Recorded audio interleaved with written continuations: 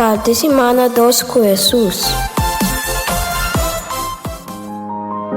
Nossa participação com a palavra sacafor de Lucas capítulo 6, versículo 27 e 28. Jesus tabisa, boso que ta escucha, mi tabisa. Stima boso inimigo na, hasi bom nesnang que ta odia boso.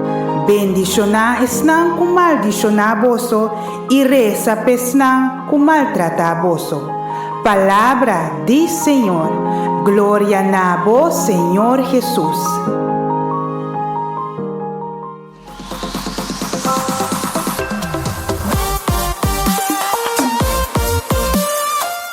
Parte semana 2 com Jesus.